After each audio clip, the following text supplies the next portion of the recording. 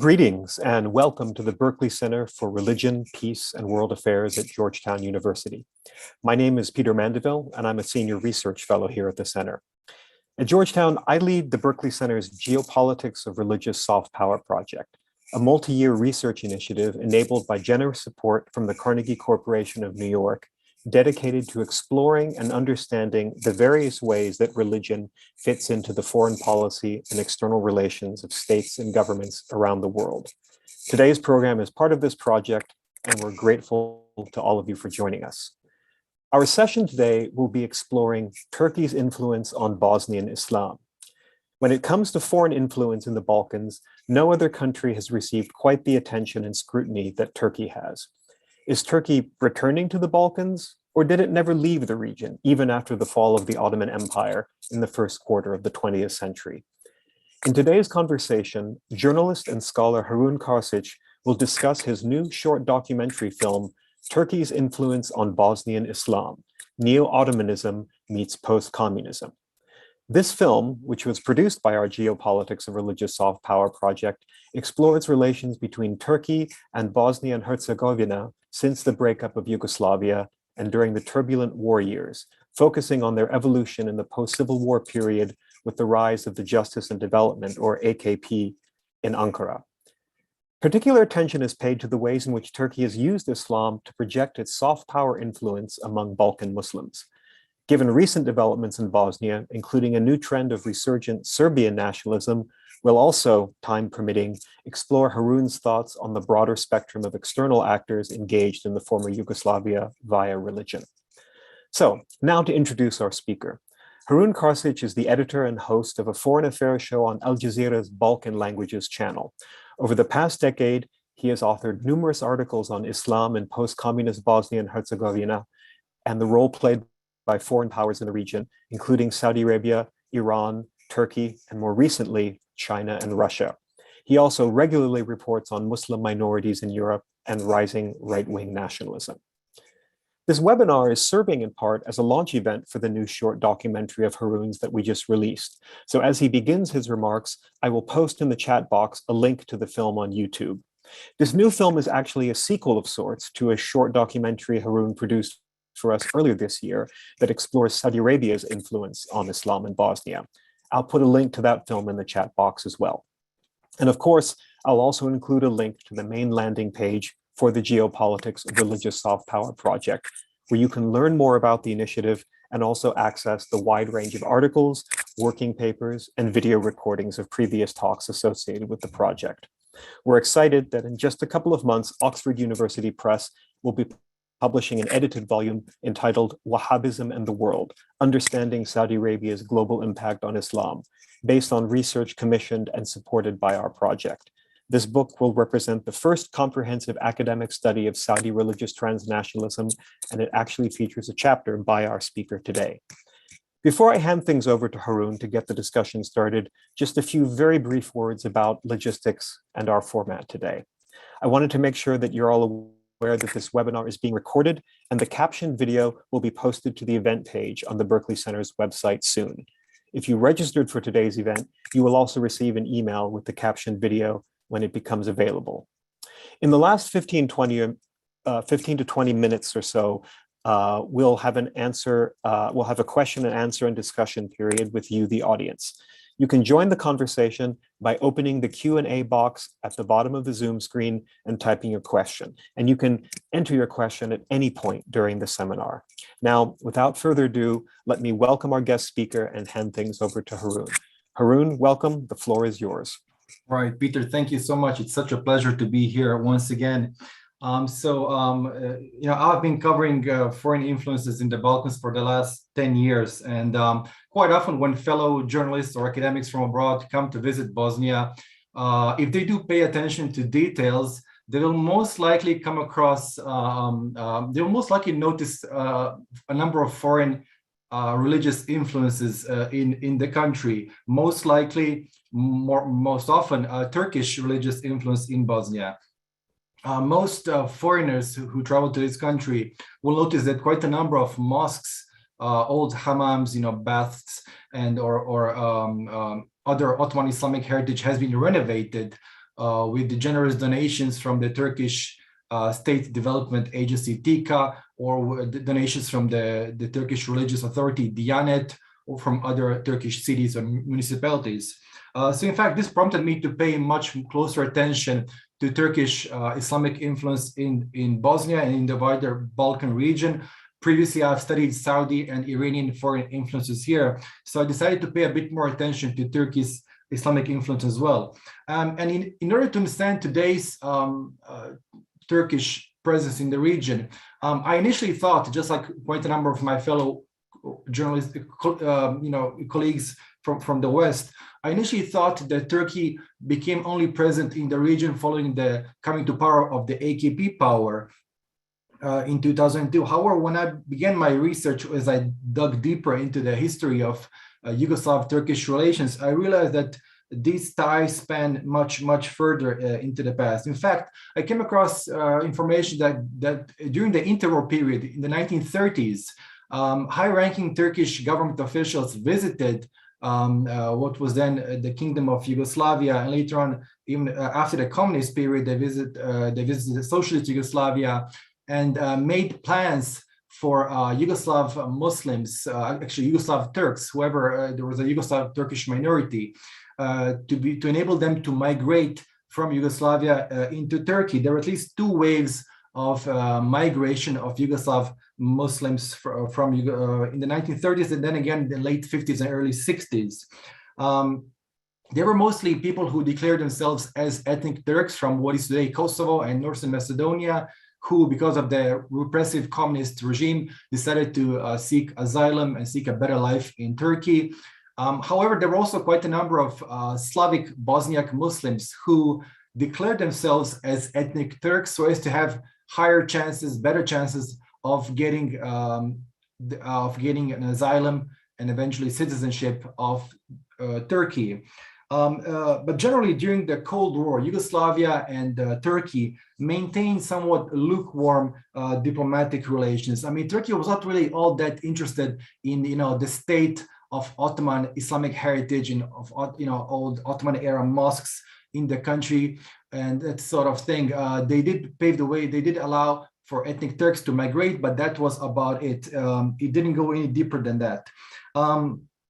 Turkey didn't really care to much extent about the general levels of political civil liberties back then in Yugoslavia.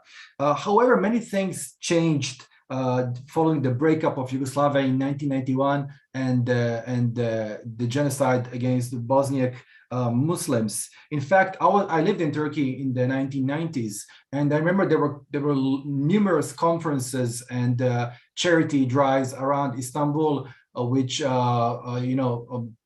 collected donations to help support the Bosnian Muslims. Bosnia was very present in the Turkish media back then in the 1990s, and it's worth mentioning that back then President Turgut Özal was in power in 1993, and he was from the center-right Motherland Party, the Anavatan Partisi, and in fact he called for a U.S.-led military intervention to help save Bosnian Muslims.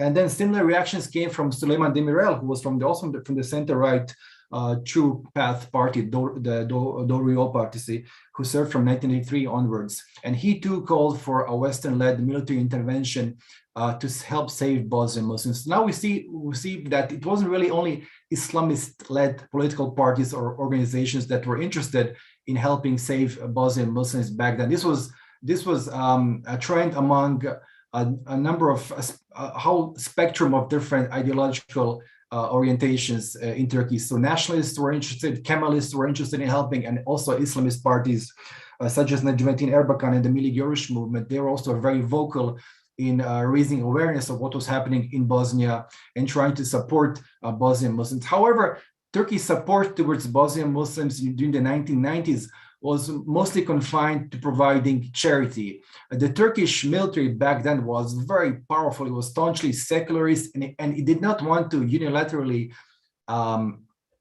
act militarily and help save Bosnian Muslims. It decided to work within the frameworks of NATO. So whatever NATO did, Turkey was a part of it, but unilaterally it did not want to act, despite calls from the political elites to intervene in Bosnia.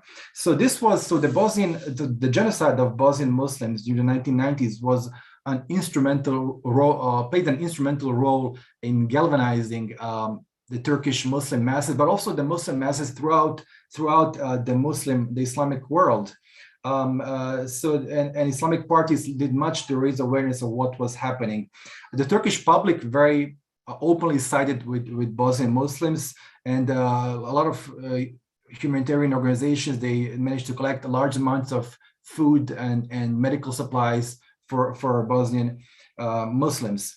However, the real change in Turkey's political relations towards Bosnia and the wider Balkan region came in 2002 onwards with the coming to power of the AK parties. Just give it to illustrate to you the level of change that happened. Back in 2002, Turkish investments in the Western Balkans amounted to a mere 3.6 billion US dollars.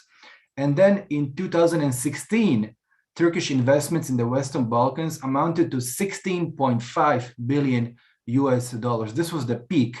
Afterwards, they dropped, but they're still somewhere around 14 billion US dollars. So this was a huge increase in Turkish investments in the region. So if you try to make sense of Turkey's activities in the Balkans, we have to refer to former Foreign Minister and former Prime Minister Ahmet Davutoğlu, who in fact, he was one of the main architects of Turkey's greater engagement, not only in the Balkans, but in Central Asia, in the Caucasus, and in the Middle East as well. So he in fact decided that Turkey should open up its formerly self-centered foreign policy towards the regions that it bordered. As you know, back then in the 1950s, in 1960s, Turkey was very close. It was in very bad relations with Iraq, with Syria, with Iran, and it was turned exclusively towards the West. So when Davutoğlu came to power, he decided to increase both Turkey's soft power, both Turkey's bilateral trade and foreign direct investments with countries that it bordered with. So with Syria, with whom Turkey shares a 400-kilometer long border, with Iraq, with Iran, but also with Balkan countries such as Greece, Bulgaria, and so on and so forth. From 2002 onwards, with the coming to party of the AKP, they began becoming much more present in the Balkans. So depending on which country we talk about, Turkey had different approaches. So, for example, when it approached Muslim-majority countries such as Bosnia, Kosovo, or Albania, Turkey, talked about the shared Ottoman history, the Islamic ties that bind them, kinship, and Turkey being a protector state of Balkan Muslims. When it approached Orthodox Christian countries such as Greece, Bulgaria, Romania, or Serbia, Turkey talked about, having friendly, neighborly ties, investments, bilateral trade, and common economic interests. It wasn't as if Turkey had a common policy towards the region. It was very pragmatic, and it was tailor-made for every particular country. And many people ask me, to what extent is Islam a player in Turkey's foreign policy? This is a very tricky question to answer. I would still say that when countries that do have a Muslim majority population, Turkey tries to somewhat accentuate the Islamic ties between itself and the Balkan country that's in question. However, if you look at official government statistics from Ankara, Turkey has far higher, larger bilateral trade with non-Muslim countries such as Bulgaria, Romania, and Serbia than it has with Muslim majority countries such as Kosovo, Bosnia, or Albania. Just to illustrate to you, I will show you a number. Turkey has in Serbia 400 registered companies. There are 400 registered Turkish-owned companies in Serbia, which is a Christian majority country. In Bosnia and Herzegovina, which is a Muslim majority country, there are barely 40 registered Turkish companies. So clearly, Islam is not a driving factor when it comes to investments in the region. So, so pragmatism is definitely. So how does Turkey view the Balkans? Many Turkish officials and intellectuals that I spoke to, they see the Balkans as their natural hinterland. But then if you speak to people from different political parties, if you speak to people from the AKP, they see the Balkans as, in very romantic terms, as the lost Ottoman territories, which they do not want to necessarily regain, but they want to definitely have a greater presence in. If you speak to Turkish officials or intellectuals who are close to the CHP, the Kemalist party, formed by the Republican People's Party, they're very sentimentally associated with the Balkans, because Mustafa Kemal Atatürk, the founder of modern Turkey, was in fact born in what is today Greece, in Thessaloniki, and he was educated in Bitola, which is a small town in northern Macedonia. So he in fact grew up, he attended a secondary military school in today's North Macedonia. So he was from the Balkans. So people from the Kemalist Republican People's Party are, this is their association with the Balkans. And if you speak to people from politicians from the nationalist MHP, the MHP party, they have they too have sometimes have expansionist views, and they consider the Balkans to be also their own natural hinterland, where Turkey should have a greater political and even military presence. So whoever you speak to each and every group in Turkey, the Balkans is definitely very, very important. And if you speak to Balkan Muslims, and if you ask them how do they perceive Turkish Islamic influence, and this is, I ask this question quite often to my fellow Bosnian Muslims, because after the collapse of Yugoslavia, we saw an increase in Gulf interpretations, are precisely in Saudi interpretations of Islam, in Turkish interpretations of Islam, and in Iranian interpretations of Islam. And perhaps it's worth mentioning here, why did we see such a large number of foreign Islamic influences? Well, back in the 1990s, when the war and genocide against Bosnian Muslims began, the Bosnian Muslim government was under a UN-backed embargo, so it was not allowed to import weapons to defend itself. And of course, Western European countries were not too interested in providing aid of that sort. They did provide humanitarian food aid, but not weapons. So the legitimate government and the internationally recognized government led by Bosnian Muslims turned towards the Middle East. And Middle Eastern countries were quite happy to jump in and help. So help was provided by the Saudis, by the Emiratis, by the Iranians, and a number of other countries. Towards the end of the war, the Turkish military, in cooperation with the US, also was involved in supplying weapons. But it was mostly the Gulf Arab countries that were involved. And after the war, these countries that helped Bosnians during the war decided that they wanted to play some sort of a role in the post-communist reconstruction of Bosnia, which they did, because the Bosnian government was more than happy to allow them to reconstruct the country, to reconstruct destroyed hospitals, schools, roads, housing, and also mosques. More than 600 mosques were destroyed during the war.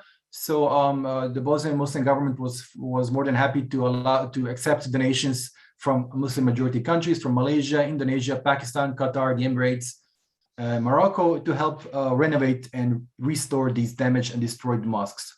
So these countries, not only did these Muslim majority countries, apart from renovating and rebuilding destroyed Islamic heritage, they also wanted to exert their religious soft power among Bosnian Muslims, who were back then, after having lived in a communist atheist country for about 50 years, they were experiencing some sort of an Islamic revival. They were returning back to their religion in the communist and post-war years. So they were in search of answers pertaining to their religion, and these foreign Muslim countries were willing to provide such answers. So we saw a number of preachers coming from Saudi Arabia, from Egypt, from the Emirates, from Qatar.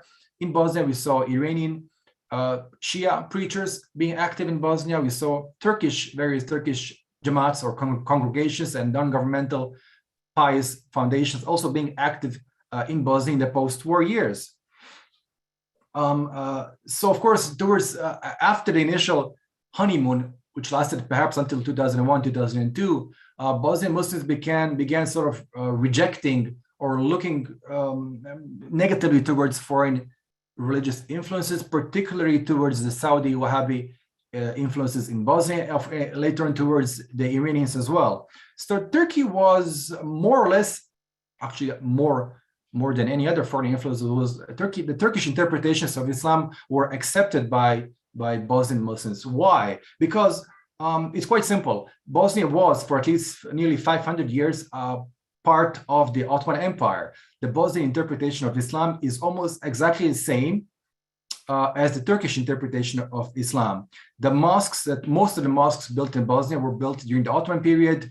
There was a lot of overlapping similarities in the cultural understanding, in the traditional understanding of Islam, and in the daily practice of Islam between Bosnian Muslims and Turks. So what Turks did when they came to Bosnia, Turkish governmental and non-governmental organizations. When I say governmental, I mean organizations such as Diyanet or the Yunus Emre Center or TİKA, the Turkish State Development Agency. What they did was they either built new mosques according to the existing traditional architecture of Bosnia, or they renovated Ottoman era mosques. So this was a welcome move by local Bosnian Muslims. What the Saudis and the other Gulf countries would mostly do was they would build mosques which were architecturally completely different from other Bosnian mosques. So this didn't go down too well with the average Bosnian Muslim. They were happy that Muslim countries were helping rebuild mosques, but they simply didn't like the style, and they didn't like the sort of aggressive proselytizing by a number of Saudi preachers, especially in the immediate post-war years. So Turkish influence, Islamic influence was in a way welcomed by Bosnian Muslims, and of course, along with Turkish Islamic influences, trade increased. The Turkish government, the Turkish embassy in Bosnia and in the Balkans generally, they would provide numerous scholarships for Bosnian Muslims to go abroad and study in Turkey, not only theological studies, but also any other, engineering, IT, economics, law, and so on and so forth. Unlike the Saudis, Egyptians, and Iranians, who would mostly provide scholarships for Bosnian Muslims to study theology exclusively. Turkey was far more open. It provided more opportunities for Bosnian Muslims. You could choose whatever you wanted to study. So this was of course welcomed by Bosnian Muslims. When it comes, in the Turkish, before I move on to this, when we talk about the Saudis and Salafi Wahhabi organizations which were active in Bosnia in the post-war years, they mostly ignored or they were on bad relations with the existing Islamic community in Bosnia and Herzegovina, which is the official organization in charge of interpreting Islam in the country. It's similar to the Diyanet in Turkey, except that the Diyanet is a state-backed, state-owned. It's a state organization, whilst the Islamic community in Bosnia is highly autonomous. It's self-financed, and it appoints all its imams or religious leaders throughout the country, and it's in charge of handling and keeping under control all the mosques throughout the country. The Salafi Wahhabi organizations had rather tense relations with the Islamic community over the last 20 years. However, Turkey was very respectful of the Islamic community in Bosnia, and all the support that it provided towards Bosnian Muslims, it made sure that it went through official channels. So if it wanted to renovate a mosque or say or any other cultural Islamic culture heritage site in the country. It would first approach the Islamic community of Bosnia, sign an MOU with them, work together with them, make sure the funds were transferred to the Islamic community. So it showed a lot of respect for the existing Islamic community, whereas the Salafi Wahhabi organizations did not show any respect, and they even at times they accused the Islamic community of practicing what they called "quote unquote" communist Islam. So, of course, from the perspective of the Islamic community, Turkey was a welcome partner in reconstructing destroyed and damaged Ottoman Islamic cultural sites in the country, and also in helping strengthen the Islamic community in Bosnia. So this was the case with Bosnia. If you look at other countries in the region, Turkey had a very similar approach to, say, the Muslim minority living in Serbia, in the region of Sanjak, to the Muslims living in Montenegro, in Kosovo, and in Croatia. The Turkish approach towards Muslim minorities in the Eastern Balkans, in Greece, and in Bulgaria and Romania was somewhat different. Why? Well, because Bulgaria the Muslims in Bulgaria are mostly ethnic Turks or Pomaks. So the ethnic Turks, of course, they are Turkish speakers. They are a Turkish-speaking minority. The same is the case with the Muslim minority in Greece, in what is in the region known as Western Thrace, which is also inhabited by ethnic Turks. There are about 200,000 to 300,000 of them, and also in Romania, in the region of Dobruja. So these are also a Turkish-speaking minority. In these countries, the approach is different. Turkey is far more active there. Turkey, in fact, in Greece and in Bulgaria, appoints its own imams or religious leaders who are appointed by the Diyanet or by the Diyanet's coordinator embedded with the Turkish embassy. In fact, Turkey also, the Diyanet publishes and distributes its religious education books to these Turkish Muslim minorities in Bulgaria, Greece, and Romania. It is far more present there. So it's a different approach with the ethnic Turkish minorities, and it is a different approach with the Slavic Muslim communities living in what is known as the former Yugoslavia. And if you look from the perspective of Balkan Muslims, I mean, why is Turkey viewed with such a high level of sympathy? Well, look at it this way. The Balkans was a part of the Ottoman Empire for many, many years. At one point in time, in the late 18th century, according to the US historian Justin McCarthy, there was at least 60% of the Balkan population was Muslim. Today, this figure has dropped to about 6 or 7%. So a vast majority of Balkan Muslims have been expelled during the 19th century or massacred with the creation of nation states. So with the creation of every nation state, be it Bulgaria, Serbia, Montenegro, Greece, Romania, Muslims were expelled.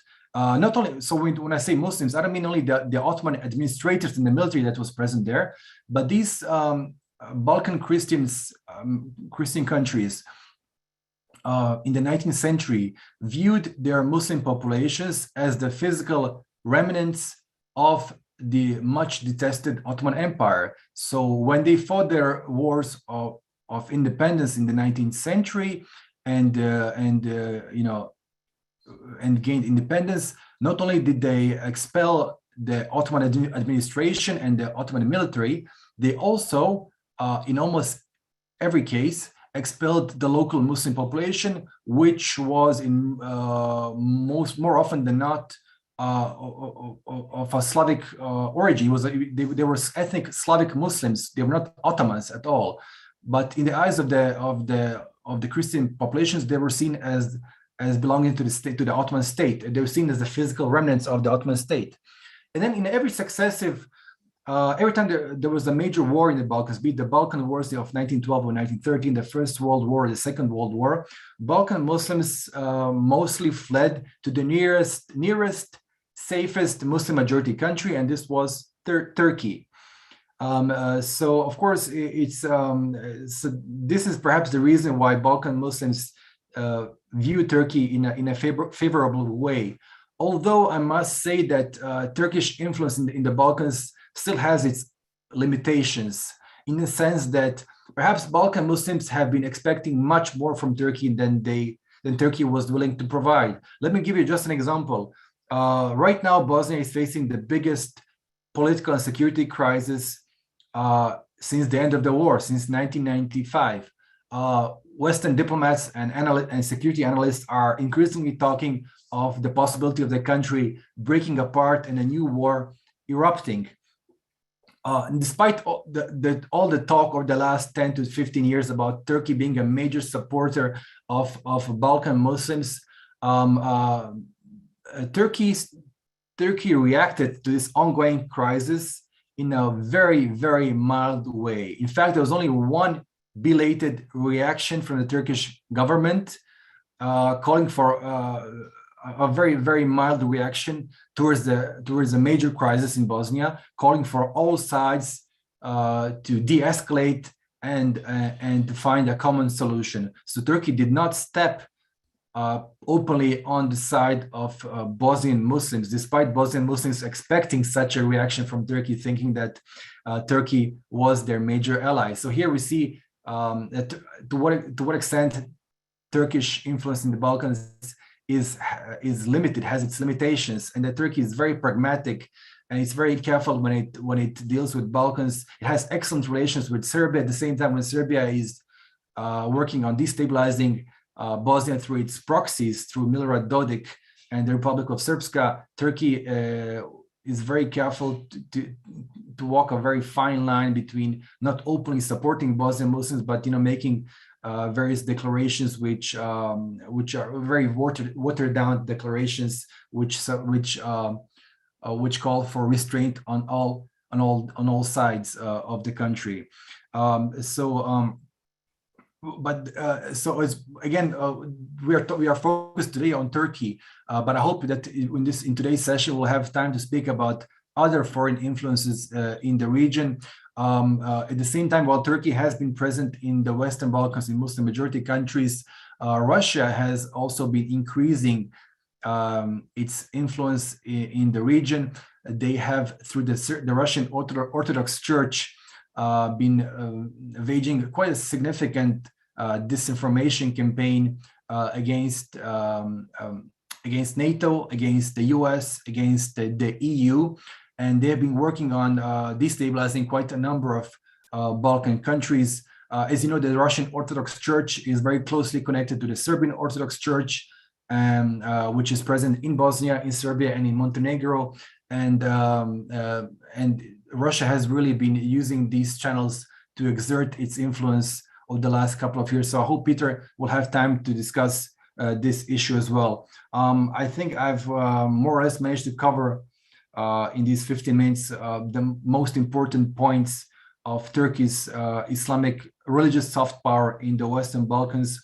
As in every lecture, the best part is the Q&A session. This is now we have an opportunity to discuss certain issues in more detail. So I really look forward to the questions from our audience.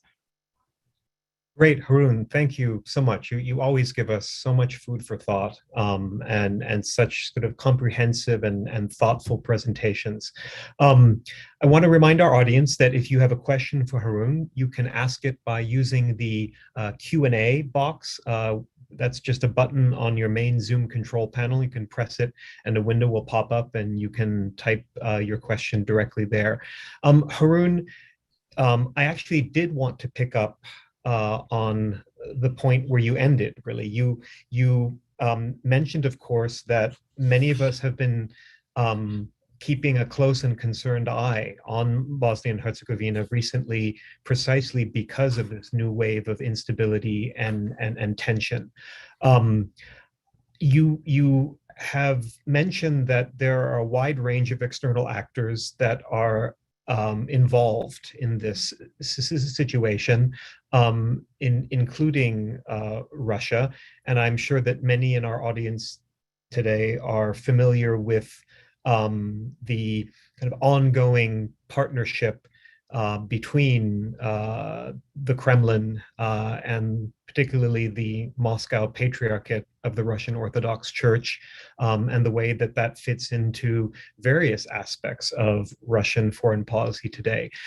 You alluded to the idea that there may be some relevant connections between the Russian Orthodox Church and current trends in resurgent Serbian nationalism in Bosnia.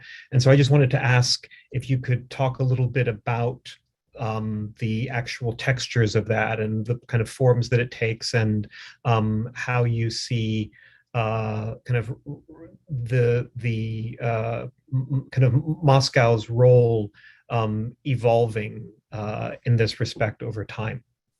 Peter, in all post-communist countries in Central and Eastern Europe, religion serves as a means of reclaiming lost identity and regaining forgotten heritage and historical memory. So this is indeed the case with the Orthodox Church in Eastern Europe. The entire story of Russian influence in the Balkans. This has been going on for at least the past two centuries, since the Ottoman-Russian Wars of 1876.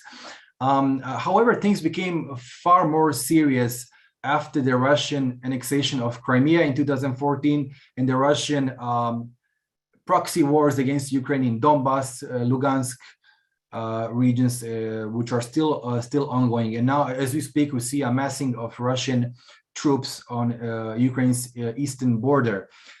So why is Russia interested in the Balkans? Well, as the US, this is really again related to the US, to NATO's expansion towards the east. Russia did not like the fact that NATO has been encroaching into what it considers its own territory in Eastern Europe. So when Poland joined NATO, and the Baltic countries joined NATO and became very pro-Western, Moscow viewed this as an encroachment onto its own sphere of influence. And as Ukraine and Georgia were making great steps towards joining the EU and NATO, this was a red alarm, it was a red flag for Moscow. So Moscow decided to support separatist movements in South Ossetia and Abkhazia in Georgia, and thereby effectively preventing Georgia from joining NATO. Same was the case, that was back in 2008. In 2014, it did the same with Ukraine. So then, in the last 5 to 6 years, Moscow decided to punch Europe's soft underbelly, which is the Balkans. The Balkans are, there are a number of EU and NATO member states in the Balkans. So one of them is Croatia, which is a NATO and EU member state. Bulgaria is another NATO and EU member state. So is Greece, and so is Romania and Slovenia. So Moscow decided that if it can sow chaos in countries where there are existing ethnic tensions, such as Bosnia, Kosovo, or Montenegro, then it can keep the EU and NATO occupied in this part of the region, create them another problem so they can deal with, be more focused on this region, while Moscow deals with countries which are far more important for them, such as Ukraine or the Caucasus. So over the last couple of years, there were a number of serious allegations. For example, there was a failed coup attempt in Montenegro in 2016, right before Montenegro joined the NATO. And this was the state prosecutor of Montenegro accused Moscow and two agents of Russia's GRU military intelligence service of being part of this conspiracy to overthrow the democratically elected pro-Western government in Montenegro. This failed, and eventually Montenegro joined NATO. However, there was significant evidence showing that the Russian Orthodox Church was in contact with the Serbian Orthodox Church in Montenegro, and that perhaps it even funneled certain amounts of cash into Montenegro to help finance this attempted coup against the government of that country. And as you know, the Orthodox Church It's highly autonomous, and it's not really subject to a lot of legal oversight as religious organizations may be in the US.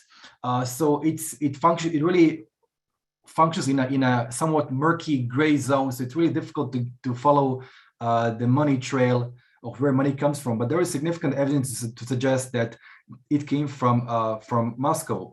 And of course, we have seen it on a number of occasions. President Putin talking about the importance of the Serbian Orthodox Church. He and the Serbia's president Aleksandar Vučić, visiting various Christian Orthodox sites in Serbia, in Belgrade, and so on and so forth. The same was the case with the Orthodox Church in Kosovo and in Montenegro. And we have also seen a number of non-state Russian pro-Russian organizations being very active in the Balkans, mostly disguised as either biker gangs such as the Night Wolves, which were very active in Crimea and Ukraine during the 2014 crisis, which also have a branch in Bosnia and in Serbia. And very often you can find photographs of them with priests from the Serbian Orthodox Church, or with members of a visiting delegations from the Russian Orthodox Church. So we see very close ties between the Russian Orthodox Church, the Serbian Orthodox Church, right-wing Serbian politicians, and a number of non-governmental organizations which are active in the region. And of course, a number of Western analysts that I've been in contact with have told me that this modus operandi of the Kremlin in the Balkans is nothing new. It's in fact the same approach has been applied to other East European countries, more particularly to Ukraine. So they're applying the same modus operandi in the Balkans as well, in the hope of destabilizing countries which are pro-Western, such as Bosnia, which is and countries which aim to join NATO. And in fact, there was a research, an opinion poll carried out in 2018 by the International Republican Institute in their offices in the Balkans, which found out that a vast majority of all the different ethnic groups in Bosnia, of Serbs, Croats, and Bosniak Muslims, I think about 75% of Bosniak Muslims were pro-American. So the largest percentage compared to any other ethnic group in the region. So Bosnian Muslims are clearly very pro-Western. So are Kosovo Albanians. Why? Well, because even though the US may not have the best reputation in the Middle East, in the case of the Balkans, American Jews have a very, very positive reputation. This is because during the wars of the 1990s, it was the US-led NATO military intervention which helped save, although belatedly, helped save Bosnian Muslims by bombing Serb targets in 1995. And also in the case of Kosovo, in 1999, this was led by Madeleine Albright, who was back then the Secretary of State.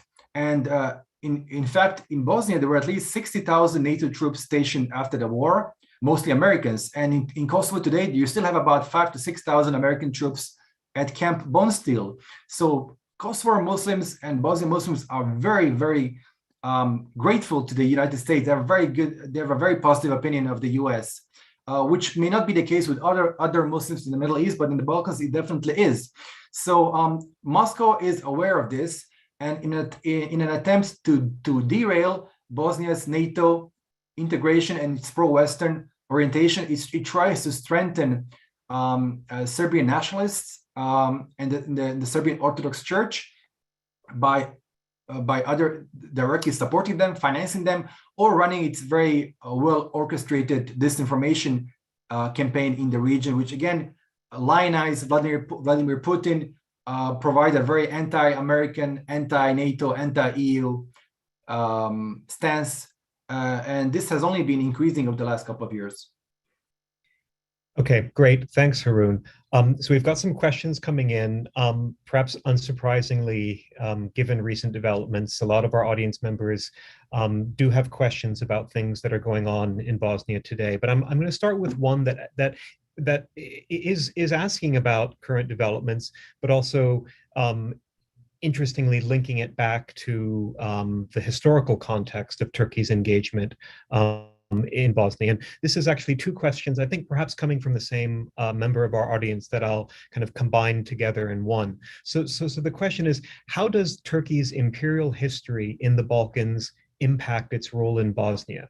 For instance, if Turkey gets involved at a time of crisis like last month, is it harder for Turkey to have a stabilizing effect on the situation? And in your view, did Turkey have an impact on the reported instability in Bosnia this past month? And if so, what kind of impact? Yeah.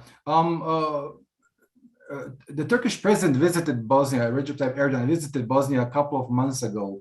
And he, in fact, the thing is, although Bosnian Muslims may want to see Turkey being more openly pro-Bosniak, this is not Ankara's really position. Ankara wants to support all three sides in Bosnia, and they want to support Bosnia's state institutions, which of course encompass Bosnian Serbs, Croats, and Bosnian Muslims.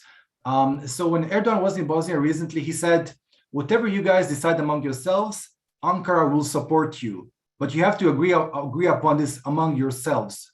We are more than willing to be an honest broker, but we will not support any side particularly. We'll support whatever all three sides agree upon.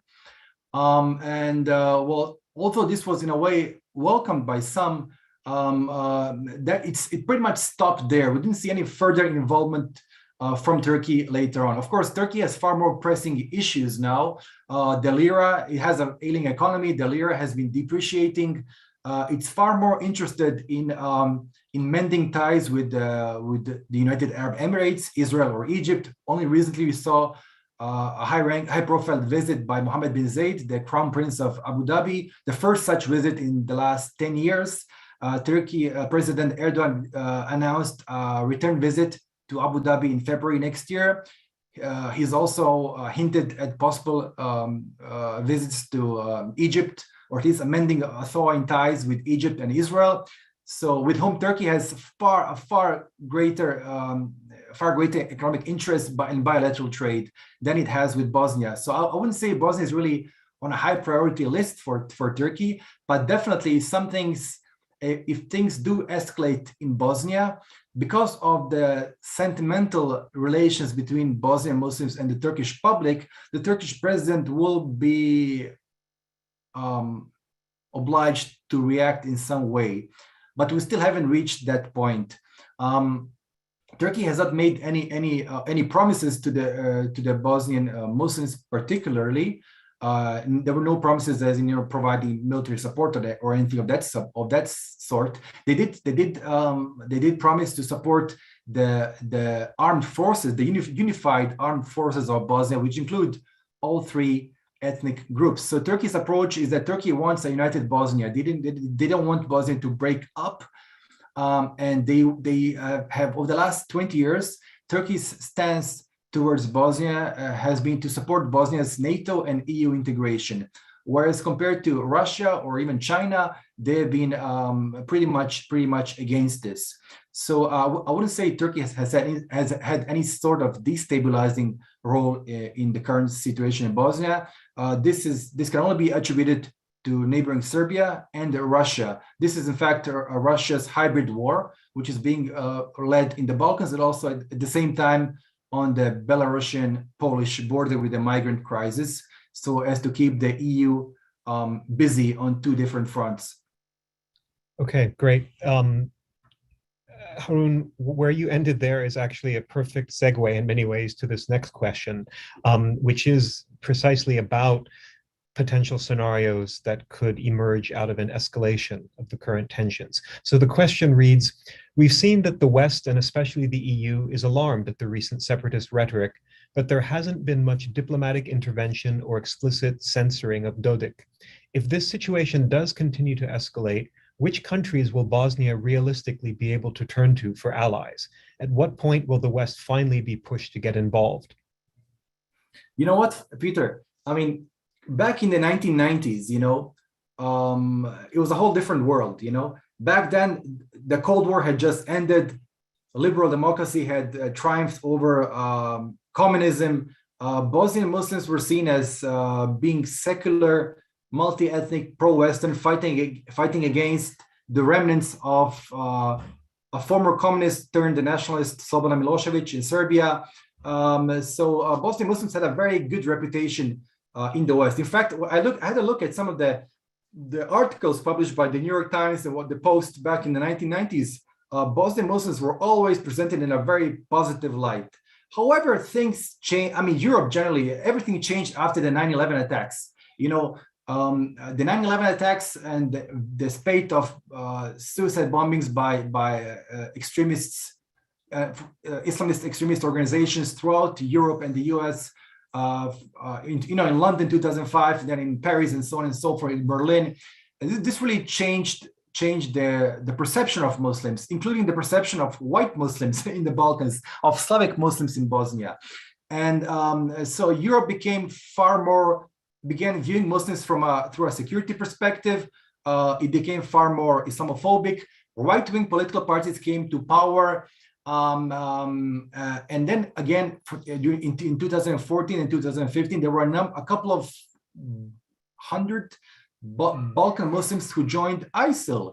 And though they were only a fraction of the entire Balkan Muslim population, this was mostly picked up and enlarged, accentuated by Western media outlets that in some way, either purposely or accidentally, he almost presented Balkan Muslims as being a hotbed of Islamic extremism. Although these Muslims had lived in a communist, although they're known for being non-religious and who had lived in a communist country for nearly 50 years. However, this is the reputation that Balkans Muslims have been receiving in Western media outlets over the last 10 to 15 years. And of course, I absolutely understand this sort of these perceptions. Even before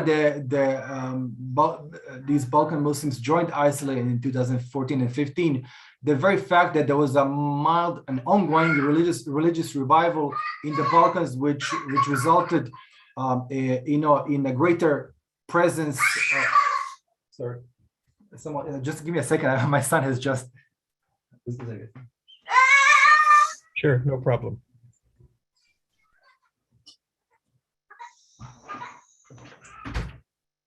All right, so this is my BBC moment.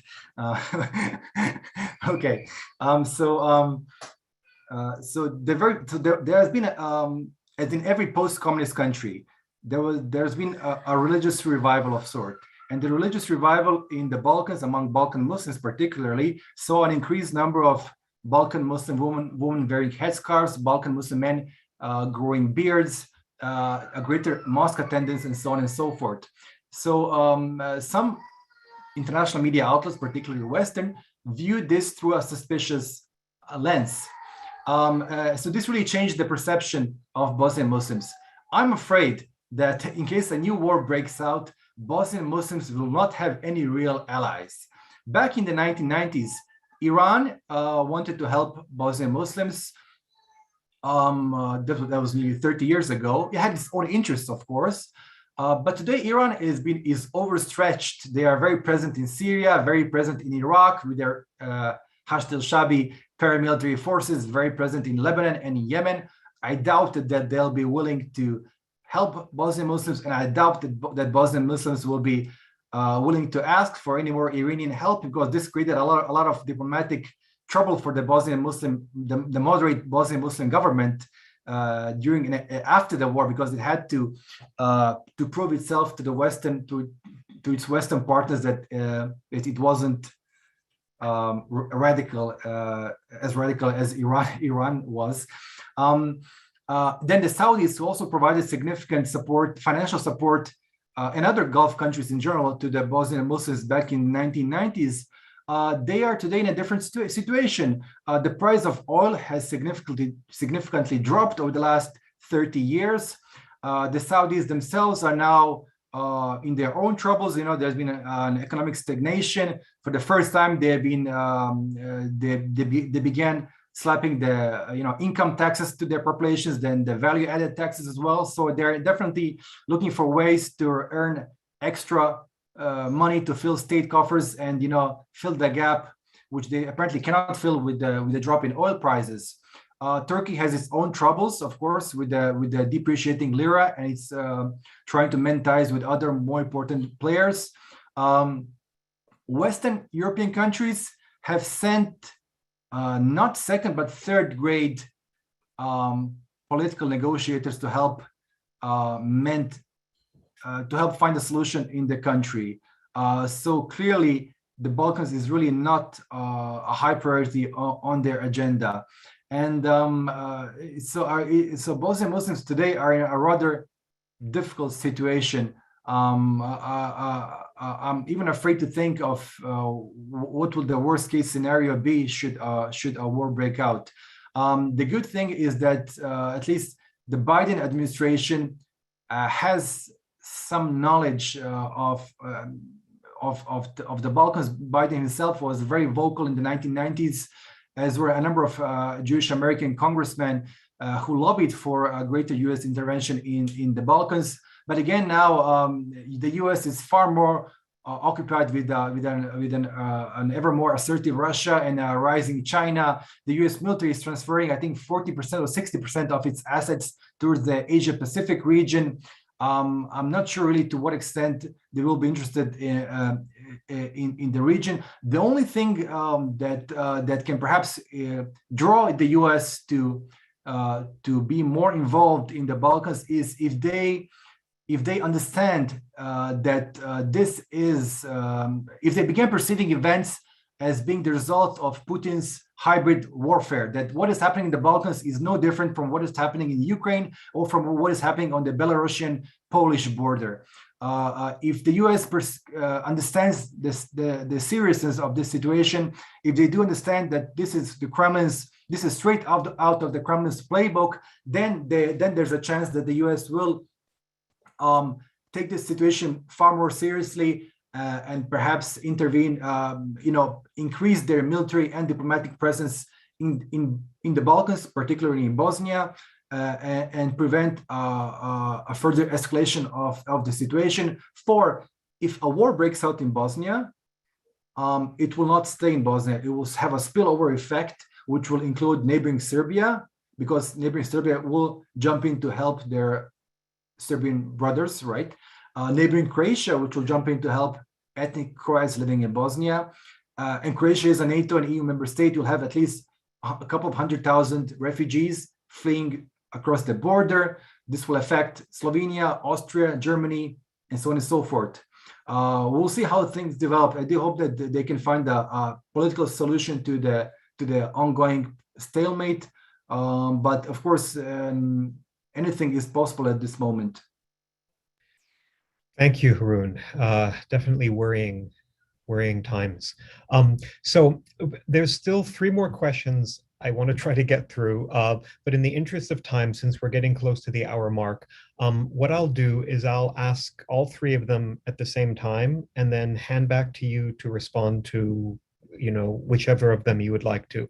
One of them kind of continues the focus on current nationalist separatist trends, whereas the other 2 kind of are asking more generally about aspects of Turkish religious engagement with the Balkans. So this first question is asking whether any of the outside actors associated with nationalism, such as the Night Wolves, do they contribute to the current instability, conflict, and especially hate crimes that we're seeing in Bosnia? So that's question 1. The second question notes the points that you made about the kind of natural affinities between religious culture in Turkey and religious culture in Bosnia and other parts of the Balkans. And so this person is asking whether Islam in Albania and Kosovo are also experiencing the similar kind of natural acceptance or affinities with Turkish Islam.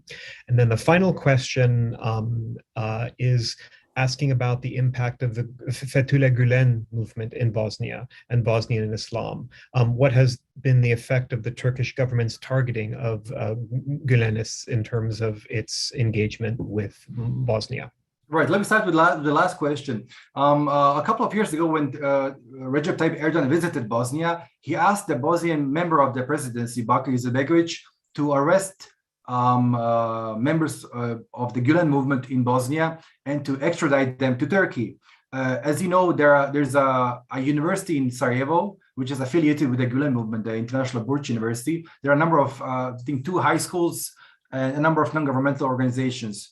Most of them have changed their names after the 2016 failed coup d'etat in Turkey. So when President Erdogan asked the Bosniak Muslim member of the presidency, Bakir Izetbegović, to arrest and extradite these members of the Gulen movement, Erdogan did not really understand to how Bosnia functions. Bosnia it's not a very centralized state like Turkey. A member of the presidency cannot simply order the police to arrest somebody and deport him. Bosnia has a multi-layer, 3 different layers of governance. So the Bosnian member, there's a rotating 3-member tripartite presidency, which has sort of a coordinating role. It's very similar to the organization of Switzerland. There are numerous cantons which are very, very autonomous. So the president of a country cannot order any particular canton, which is a small sort of a province, to arrest or extradite anybody. Of course, nobody was arrested, nobody was extradited, no member of the Gulen movement was extradited from Bosnia. And this did not go down too well in Ankara. So relations between Erdogan and the Bosniak Muslim member of the presidency, the former Bakir Izetbegović, declined. They cooled off for a while, and we didn't see any major improvements afterwards. So apparently Turkey was expecting much more from the Bosnian Muslim side, but it didn't get what expected. What Turkey wanted from Bosnian Muslims was what it got from from countries such as Azerbaijan or Kazakhstan or Somalia. If it ordered somebody to be arrested and deported, that's what it got. This is possible in centralized states. In Bosnia, which has a multi-layered system of governance, which has no matter it might have it might be in its deepest political and security crisis in the last 25 years, but it still has an effective rule of law system, which prevents anybody from just being arbitrarily arrested and deported. The second question, when it comes to religious affinities between Turkey and Albania and Kosovo, yes, in my conversations with Albanian and Kosovar Muslims who have also experienced the different situations with Saudi-inspired Salafi Wahhabi movements influence in the late 1990s, they also welcomed a greater Turkish Islamic presence since from 2002 onwards. Turkey pretty much had the same approach in Kosovo, Albania as it did in Bosnia. So it renovated or restored old mosques, Turkish, madrasas, bridges, caravansarais, hammams, and so on and so forth. So this was more or less welcomed by these Muslim Islamic communities in Kosovo and in Albania, and they still continue to have a very, very strong ties with Ankara, with Diyanet. They exchange numerous reciprocal visits among themselves. They provide scholarships for Albanian and Kosovar Muslims to study theology and other subjects in Turkey. Of course, they provide any other sort of support, financial or logistical support that is necessary for these Muslims in the Balkans. And as far as the Night Wolves are concerned, yes, there have been a number of articles. So the Night Wolves are a right-wing nationalist organization in Russia, which has its chapters in Bosnia and in Serbia. They are very close to the Kremlin. They are very close to the Russian Orthodox Church. They have their presence in the region. They have a number of non-governmental organizations which function here. A couple of years ago, there was a major article which an investigative story which uncovered a number of photographs of members of the Night Wolves posing with assault rifles in Bosnia, being very close to their Serbian nationalists, particularly to Milorad Dodik, who is the secessionist leader of Bosnian Serbs. They've also been photographed with the members of the Serbian and Russian Orthodox Church. So they do have a presence in the region. What this will develop into, I'm not sure at the moment, but we know from the Crimean scenario that members of the Night Wolves, in fact, took part in the conflict in Crimea and also in eastern Ukraine, in Donbass and Lugansk.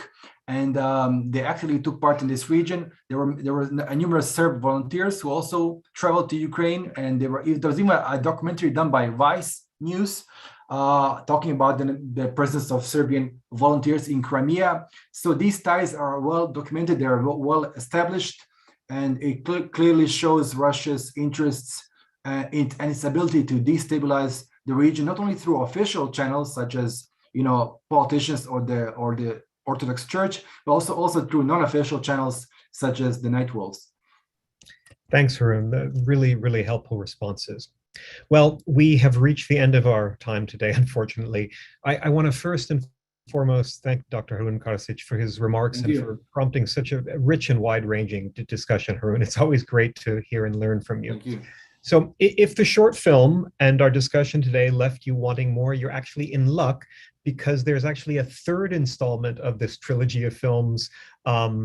This one focused on Iran's religious influence in Bosnia, once again, written and directed by Harun, that we will be releasing early next year. So please stay tuned for more information about that.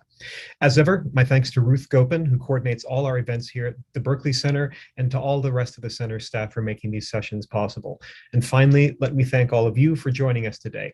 Take care, and I hope to see you at another of our events very soon.